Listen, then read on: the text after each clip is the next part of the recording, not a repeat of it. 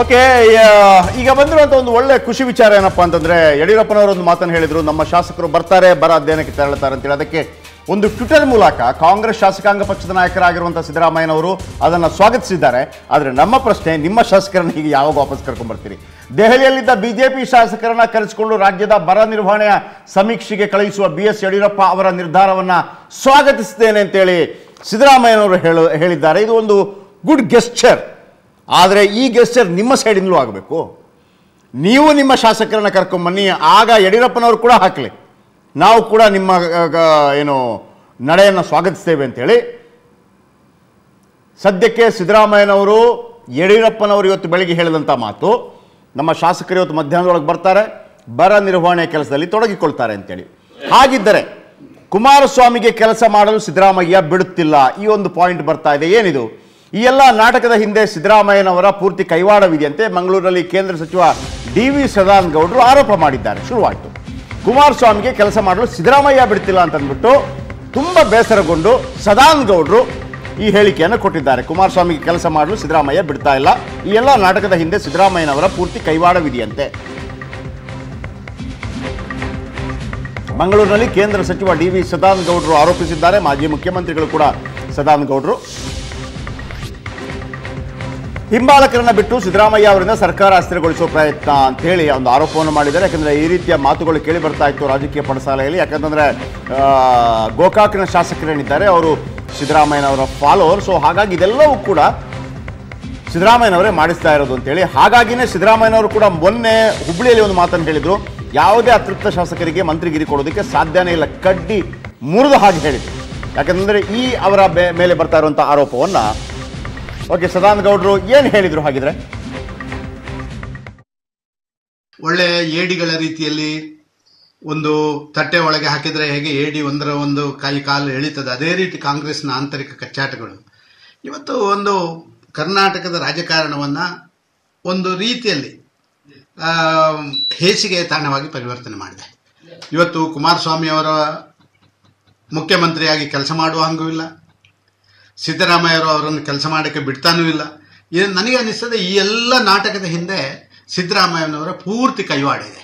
ಸಿದ್ದರಾಮಯ್ಯನವರೇ ಈ ಸರ್ಕಾರವನ್ನು ಅಸ್ಥಿರಗೊಳಿಸುವಂಥ ಒಂದು ಪ್ರಯತ್ನಗಳಲ್ಲಿ ಅವರ ಹಿಂಬಾಲಕರನ್ನ ಬಿಟ್ಟು ಮೇಲಿಂದ ಒಂದು ಕಡೆಯಿಂದ ಸಮಾಧಾನ ಮಾಡುವಂಥ ಒಂದು ಪ್ರಯತ್ನ, ನಾಟಕ ಮಾಡೋದು, ಇನ್ನೊಂದು ಕಡೆಯಿಂದ ಒಳಗಿಂದೊಳಗೆ ಅವರಿಗೆ ಬೆಂಕಿ ಹಚ್ಚುವಂಥ ಪ್ರಯತ್ನ ಮಾಡ್ತಾ ಇರುವಂಥದ್ದು ನನಗೆ ಅನಿಸ್ತಾ ಇದೆ. ಭಾರತೀಯ ಜನತಾ ಪಾರ್ಟಿ ಭಾರಿ ಸ್ಪಷ್ಟವಾಗಿದೆ, ಇವರ ನಾಟಕಗಳು ಆಟಗಳು ಇದರ ಜೊತೆಯಲ್ಲಿ ಕುಮಾರಸ್ವಾಮಿ ಅವರು ಯಾವ ಹೊತ್ತಿನಲ್ಲಿ ಏನು ಮಾಡ್ತಾರೆ ಅಂತ ಗೊತ್ತಿಲ್ಲದ ಕಾರಣ ಒಂದು ಅಸ್ಥಿರತೆಯ ಪರಾಕಾಷ್ಠೆಯನ್ನು ಕರ್ನಾಟಕ ರಾಜ್ಯ ತಲುಪಿದೆ ಇವತ್ತು. ಓಕೆ ಬನ್ನಿ, ಅನೇಕ ಪ್ರಶ್ನೆಗಳು ಉದ್ಭವ ಆಗ್ತಾ ಇದೆ. ಮಹದೇವ್ ಪ್ರಕಾಶ್ ಅವರಿದ್ದಾರೆ, KV ಧನಂಜಯ ಅವರಿದ್ದಾರೆ. ಈಗ ಸೋಮವಾರದಿಂದ ಆಡಳಿತ ಯಂತ್ರ ಎಂದಿನಂತೆ ಕಾರ್ಯನಿರ್ವಹಿಸುತ್ತಾ? ಒಂದು ವೇಳೆ ನಿರ್ವಹಿಸದೇ ಇದ್ದರೆ ಈ ಶಾಸಕರ ವಿರುದ್ಧ PIL ಹಾಕೋದಕ್ಕೆ ಸಾಧ್ಯತೆ ಇದೆಯಾ? ಯಾಕಂದರೆ ನಮ್ಮ ಪ್ರಶ್ನೆ ಅದೇ ಆಗಿತ್ತು. ಯಾಕಂದರೆ ಜನ ಒಂದು ರೀತಿಯಲ್ಲಿ ಆ ದಂಗೆ ಹೇಳಬೇಕು ಅಂತಿತ್ತಲ್ಲ, ಈಗ ದಂಗೆ ಹೇಳಬೇಕು, ನಿಜವಾಗಿ ಪಕ್ಷ ಭೇದ ಮರೆತು ದಂಗೆ ಹೇಳಬೇಕು ರಾಜ್ಯದ ಹಿತಾಸಕ್ತಿಗೆ ಅನುಗುಣವಾಗಿ. ಧನಂಜಯ ಸರ್, ಆ ರೀತಿ ಸಾಧ್ಯತೆ ಇದೆಯಾ? ಯಾವತ್ತಾದರೂ ಎಲ್ಲಾದರೂ ರಾಷ್ಟ್ರ ರಾಜಕಾರಣದಲ್ಲಿ ಆ ರೀತಿ ನಡೆದಿದೆಯಾ? PIL ಹಾಕೋದಕ್ಕೆ ಹಾಕುವಂಥವ್ರು ಸಾಧ್ಯತೆಯ ಬಗ್ಗೆ ಅಷ್ಟೊಂದು ಚರ್ಚೆ ಮಾಡ್ಲಿಕ್ಕೆ ಹೋಗೋದಿಲ್ಲ, ಹಾಕ್ತಾರೆ. ಸೊ ನಾವು ನಿರೀಕ್ಷೆ ಮಾಡ್ಬೋದು ಖಂಡಿತ PIL ಬೀಳುತ್ತೆ ಅಂತ. ಅಲ್ಲ, ನಾವು ಯಾಕೆ ಹೇಳ್ತಾ ಇದ್ದೀವಿ ಅಂತಂದ್ರೆ ಸಾಧಾರಣವಾಗಿ ಹಾಕ್ಬೋದಾ ಹಾಕಬಾರ್ದಾ ಅನ್ನುವಂಥ ಜಿಜ್ಞಾಸೆಯಲ್ಲಿ ಇರ್ತಾರಲ್ಲ, ಅವರಿಗೆ ಇಲ್ಲ ಹಾಕಬಹುದು, ನೀವು ಕೂಡ ಸಕ್ರಿಯವಾಗಿ ಪಾಲ್ಗೊಳ್ಬಹುದು ಅಂತ ಅವರಿಗೆ ಮನವರಿಕೆ ಮಾಡಿಕೊಡುವಂಥ ಪ್ರಯತ್ನವನ್ನು ಮಾಡ್ತಾ ಇದ್ದೀವಿ. ಓಕೆ, ಆದರೆ ಸಮಸ್ಯೆ ಏನಾಗುತ್ತೆ ಅಂದರೆ ಅವರು ಹಾಕ್ಬೇಕಾ ಬೇಡವಾ ಅನ್ನೋಂಥವ್ರು ಈ ಕಾರ್ಯಕ್ರಮ ಅಂದರೆ ನಾನು ಹೇಳೋದನ್ನ ನೋಡದೆ ಹಾಕುವಂಥದ್ದು ಉತ್ತಮ. ಯಾಕೆಂದರೆ ಕೋರ್ಟ್ಗೆ ತನ್ನದೇ ಆದ ಇತಿಮಿತಿ ಇರುತ್ತೆ. ಆ ಕಾರಣಕ್ಕೋಸ್ಕರ ನಮ್ಮ ಸಾಂವಿಧಾನಿಕ ವ್ಯವಸ್ಥೆಯಲ್ಲಿ ನ್ಯಾಯಾಲಯ ಕೆಲವೊಂದು ತಪ್ಪುಗಳನ್ನು ಮಾತ್ರ ಸರಿಪಡಿಸಬಹುದು. ಹೀಗಾಗ್ತಿರುವಂಥ ತಪ್ಪು ಮತ್ತು ಲೋಪವನ್ನು ಸರಿಪಡಿಸುವಂಥ ಒಂದು ಪವರ್ ಅದಕ್ಕಿಲ್ಲ. ಆ ಕಾರಣಕ್ಕೋಸ್ಕರ, ಯಾಕೆಂದರೆ ಇದು ಡೆಮಾಕ್ರಸಿಯ ಮೂಲಭೂತ ಅಂಶಗಳನ್ನು ಒಳಗೊಂಡಂಥದ್ದು, ಕಾನೂನಾತ್ಮಕ ಹಕ್ಕುಗಳನ್ನು ಒಳಗೊಂಡಿಲ್ಲ ಇಲ್ಲಿ. ಆ ಕಾರಣಕ್ಕೋಸ್ಕರ ಕೋರ್ಟ್ ಈ ಪ್ರಕರಣದಲ್ಲಿ ಹಸ್ತಕ್ಷೇಪ ಮಾಡಲಿಕ್ಕೆ ಆಗೋದಿಲ್ಲ. ಬಟ್ ಆದರೆ ಕೋರ್ಟ್ ಮುಂದೆ ಹೋದಾಗ ಚರ್ಚೆ ಆಗತ್ತೆ. ಚರ್ಚೆ ಆದಾಗ ಏನಾಗುತ್ತೆ, ಒಂದಿಷ್ಟು ವಾದ ವಿವಾದ ನಡೆಯುತ್ತೆ. ಅದು ಆ ದಿನದ ಪತ್ರಿಕೆ ಮತ್ತು ನಿಮ್ಮ ದೃಶ್ಯ ಮಾಧ್ಯಮದಲ್ಲಿ ಬಂದಾಗ ಸ್ವಲ್ಪ ನಮ್ಮ ಈ ರಾಜಕಾರಣಿಗಳಿಗೆ ಸ್ವಲ್ಪ ಭಯ ಹುಟ್ಟಬಹುದು ಅಂತ ನಾವು ನಿರೀಕ್ಷೆ ಮಾಡಬಹುದು. ಓಕೆ, ಕೋರ್ಟ್ ಹಸ್ತಕ್ಷೇಪ ಮಾಡೋದಿಲ್ಲ ಅನ್ನೋದ್ರ ಅರ್ಥ ವಿಚಾರಣೆ ಬಂದು ಕೂಡಲೇ ಅದನ್ನು ವಜಾ ಮಾಡ್ತಾರೆ ಅಂತಲ್ಲ. ಅದನ್ನು ವಜಾ ಮಾಡ್ತಾರೆ. ಮತ್ತು ಕೆಲವು ಅಂದರೆ ಅಪರೂಪದ ಪರಿಸ್ಥಿತಿಯಲ್ಲಿ ಕೋರ್ಟ್ ನೋಟಿಸ್ ಮಾಡಿದ್ರು ಮಾಡಬಹುದು.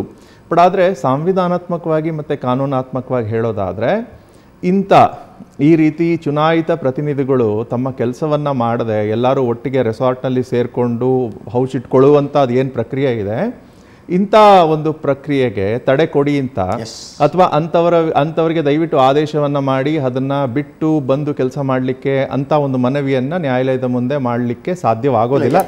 ಸಂವಿಧಾನಿಕ ಹೊಸ ವಿಧಾನಗಳು ಯಾವ ರೀತಿ ಬರುತ್ತೆ ಅಂತಂದರೆ, ಈಗ 2008 ತನಕ ಆಪರೇಷನ್ ಕಮಲ ಅನ್ನುವಂಥ ಕಾನ್ಸೆಪ್ಟೇ ಇರಲಿಲ್ಲ. ಅದಾದ ನಂತರ ಆ ಒಂದು ಕಾನ್ಸೆಪ್ಟ್ ಬಂತು. ಆ ಒಂದು ಕಾನ್ಸೆಪ್ಟ್ ರೆಡಿಯಾದಾಗ ಅಲ್ಲಿ ತನಕ ಕೋರ್ಟ್ಗಳು ಕೂಡ ಅದರ ಬಗ್ಗೆ ವ್ಯಾಖ್ಯಾನ ಮಾಡಿರೋದಿಲ್ಲ. ಇಂಥ ಸಂದರ್ಭಗಳು ಬಂದಾಗ ಒಂದು ನಿರ್ಧಾರವನ್ನು ಕೈಗೊಳ್ಳಬೇಕಾಗುತ್ತೆ. ಫಾರ್ ಎಕ್ಸಾಂಪಲ್ ನಾನು ಹೇಳ್ಬಿಡ್ತೀನಿ, ಈಗ ಸ್ವತಃ ಮಾಜಿ ಮುಖ್ಯಮಂತ್ರಿಗಳು ಹೇಳ್ತಾರೆ ಕೋಟಿ ಆಮಿಷಗಳನ್ನು ನಮ್ಗೆ ಕೊಟ್ಟರು ಅಂತ ಹೇಳಿ. ಆ ಕೋಟಿ ಆಮಿಷಗಳು ಆ ದುಡ್ಡು ಎಲ್ಲಿದು? ಈಗ ಕೆಲವು ಸಾಂವಿಧಾನಿಕ ಸಂಸ್ಥೆಗಳಿರುತ್ತೆ. ಸಾಧಾರಣವಾಗಿ ಅವತ್ತು ಬಾಂಬ್ ನಾಗನ್ ಬಳಿ 100 ಕೋಟಿ ದುಡ್ಡಿತ್ತು, ಅವನ ಮೇಲೆ ಅಟ್ಯಾಕ್ ಆಗುತ್ತೆ. ಅಂದರೆ ಆ ದುಡ್ಡಿಗೂ ಈಗ ಇವರ ಬಳಿ ಇರುವಂಥ ದುಡ್ಡಿಗೂ ಏನು ವ್ಯತ್ಯಾಸ ಇದೆ ಅಂತ ನಾನು ಕೇಳ್ತಿರೋದು. ಓಕೆ, ಅದು ಈಗ ಅದಕ್ಕೆ ಸಂಬಂಧಪಟ್ಟಾಗೆ ನಮ್ಮಲ್ಲಿ ಭ್ರಷ್ಟಾಚಾರ ನಿಗ್ರಹ ಕಾಯ್ದೆ ಅಂತ ಇದೆ. 1988ರ ಕಾಯ್ದೆ ಭಾಳ ಬಲಿಷ್ಠವಾಗಿದೆ. ಆ ಕಾಯ್ದೆಯ ಪ್ರಕಾರ ಯಾವುದೇ ಒಬ್ಬ ಪಬ್ಲಿಕ್ ಸರ್ವೆಂಟ್ ಆದಂಥವನು ತನ್ನ ಆಸ್ತಿಯಲ್ಲಾಗುವಂಥ ಏರಿಕೆ ಅದಕ್ಕೆ ವಿವರಣೆಯನ್ನು ಕೊಡಲಿಕ್ಕೆ ವಿಫಲ ಆದ ಪಕ್ಷದಲ್ಲಿ ಆ ವೈಫಲ್ಯವನ್ನೇ ಅಪರಾಧ ಅಂತ ಪರಿಗಣಿಸ್ಬಿಟ್ಟು ಆತನಿಗೆ 7 ವರ್ಷಗಳ ಶಿಕ್ಷೆ ಇದೆ. ಭಾಳ ಒಳ್ಳೆ ಕಾನೂನಿದು. ಅಂದರೆ ಇವಾಗ ಇಲ್ಲಿ ಒಂದು ಪಕ್ಷದವರು ಬೇರೊಂದು ಪಕ್ಷದವರಿಗೆ ಹಣದ ಆಮಿಷವನ್ನು ಒಡ್ತಾ ಇದ್ದಾರೆ, ಕೆಲವೊಂದು ಸನ್ನಿವೇಶಗಳಲ್ಲಿ ಹಣವನ್ನು ಕೊಟ್ಬಿಟ್ಟಿದ್ದಾರೆ ಅಂತ ಹೇಳ್ತಾ ಇದ್ದಾರಲ್ಲ. ನಮ್ಮಲ್ಲಿ ಲೋಕಾಯುಕ್ತ ಪೊಲೀಸ್ ಮೊದಲಿದ್ದದ್ದು, ಹೀಗಿರುವಂಥದ್ದು ACB ಪೊಲೀಸ್. ಈ ಪೊಲೀಸ್ ಇಲಾಖೆ ಒಂದು ವೇಳೆ ಬಲಿಷ್ಠವಾಗಿದ್ದಿದ್ರೆ ಇವರನ್ನ ಟ್ರ್ಯಾಪ್ ಮಾಡಿ ಅವರನ್ನ ನೇರವಾಗಿ ಹಿಡಿದು ಒಪ್ಪಿಸಬಹುದಿತ್ತು. ಬಟ್ ACB ಒಂದು ಕಾರ್ಯೋನ್ಮುಖವಾಗಬೇಕು ಅಂತಂದ್ರೂ ಕೂಡ ACB ಕಾರ್ಯೋನ್ಮುಖವಾಗಬೇಕು ಅಂತಂದ್ರೂ ಕೂಡ ಮುಖ್ಯಮಂತ್ರಿಗಳ ಅನುಮತಿಯನ್ನು ಪಡೆಯಬೇಕಾಗಿದೆ. ಅಂದ್ರೆ ಅವರೇ ಚೇರ್ಮನ್. ಅದಕ್ಕೆ ಎಲ್ಲ ಇದೀವಿ ಬ್ರದರ್, ಇಬ್ಬರು ಬಂದಿಲ್ಲ ಅಷ್ಟೇ, ಎಲ್ಲ ಇದೀವಿ. ಇನ್ನೂ ಇಬ್ರು ಬರ್ತಾ ಇದಾರೆ. ಈಗ ಬೆಳಿಗ್ಗೆಲ್ಲ ನಮ್ಮ ನಾಯಕರೆಲ್ಲ ಮಾತಾಡಿದ್ದಾರೆ. ಎಲ್ಲ ಒಟ್ಟಿಗೆ ಜೊತೆಲಿದೆ, ಏನು ತೊಂದರೆ ಇಲ್ಲ, ಎಲ್ಲ ಜೊತೆಲಿ ಇದೀವಿ. ಎಲ್ಲ ಇದೆ, ಮಾತಾಡ್ತಾರೆ. ನಮ್ಮ ನಾಯಕರೆಲ್ಲ ಬರ್ತಾರೆ. ವೇಣುಗೋಪಾಲ್ ಸಾಹೇಬರು, ಸಿದ್ದರಾಮಣ್ಣವರು, ಮತ್ತು ದಿನೇಶ್ ಗುಂಡೂರಾವ್, DK ಶಿವಕುಮಾರ್ ಅವರು ಎಲ್ಲ ಒಟ್ಟಿಗೆ ನಮ್ಮ ನಾಯಕರೆಲ್ಲ ಬರ್ತಾರೆ. ಎಲ್ಲ ಶಾಸಕರನ್ನು ಕೂಡಿಸಿ ಮುಂದೆ ಏನು ಮಾಡಬೇಕು ಅನ್ನೋದ್ರ ಬಗ್ಗೆ ಚರ್ಚೆ ಆಗ್ತದೆ. ಎಲ್ಲರೂ ಇದ್ದಾರೆ, ಒಟ್ಟಿಗೆ ಇದ್ದಾರೆ. ಇಲ್ಲ, ನನಗೆ ಗೊತ್ತಿಲ್ಲ ಅದೆಲ್ಲ. ಅದು ನಮ್ಮ ಪಾರ್ಟಿ ತೀರ್ಮಾನ ತಗಂತದೆ. ನೀವೆಲ್ಲ ನೋಡ್ತಾ ಇದ್ರೆ ನಮ್ಮ ಸೀನಿಯರ್ ಲೀಡರ್ಗಳೆಲ್ಲ ಇವತ್ತೇ ರೆಡಿ ಅಂತಾರೆ, ಏನು ರಾಜೀನಾಮೆ ಕೊಡೋಕೆ ಮಂತ್ರಿಗಳಿಗೆ. ಯಾರಿಗಾರು ಬೇಕಾದ್ರೆ ಅವಕಾಶ ಮಾಡಿಕೊಡ್ತೀವಿ ಅಂತ. ಆ ರೀತಿ ನಮ್ಮ ಕಾಂಗ್ರೆಸ್ ಪಾರ್ಟಿ ಇದೆ. ಏನು ನೈಟ್ ಮೀಟಿಂಗ್ ಏನೂ ಆಗಿಲ್ಲ ಬ್ರದರ್, ಇಲ್ಲಿ ಏನಾಗಿಲ್ಲ. ಆರಾಮಾಗಿ ಊಟ ಮಾಡಿದ್ವಿ, ನೆಮ್ಮದಿಯಾಗಿ ಇದ್ವಿ ಅಷ್ಟೇ. ಈಗ ಮೀಟಿಂಗ್ ಈಗ ಆಗುತ್ತೆ. ರಾತ್ರಿ ಮೀಟಿಂಗ್ ಆಗಿಲ್ಲ, ಸುಮ್ಮನೆ ಎಲ್ಲ ಲಂಚ್ ಮಾಡಿದ್ವಿ ಎಲ್ಲ ಜೊತೆಲ್ಲ, ಅಷ್ಟು ಬಿಟ್ರೆ ಈಗ ಮೀಟಿಂಗ್ ಆಗುತ್ತೆ. ಕೆಲವರ ಶಾಸಕರ ಅಭಿಪ್ರಾಯಗಳು, ಅವ್ರ ಕ್ಷೇತ್ರ ಕೆಲಸ ಆಗೋದು, ಮತ್ತೆ ನಾಳೆ ಪಾರ್ಲಿಮೆಂಟ್ ಎಲೆಕ್ಷನ್ ಬರ್ತದೆ, ಇದ್ರ ಬಗ್ಗೆ ಚರ್ಚೆ ಆಗ್ತದೆ. ಏನಿಲ್ಲ ಬ್ರದರ್, ಅದು ಇಲ್ಲ. ಎಲ್ಲೋ ಒಂದ್ ಕಡೆ ಕೆಲವು ಶಾಸಕರಿಗೆ ಇನ್ನೂ ನಾವು 6-7 ತಿಂಗಳಾಯ್ತಲ್ಲ, ನಮ್ಮ ಕ್ಷೇತ್ರದಲ್ಲಿ ಇನ್ನೂ ಕೆಲಸಗಳಾಗಿಲ್ಲ ಅನ್ನೋದು ಬೇಜಾರಿದೆ. ಅದ್ರ ಬಗ್ಗೆ ಇವಾಗ ಕ್ಲಿಯರ್ ಮಾಡ್ತಾರೆ.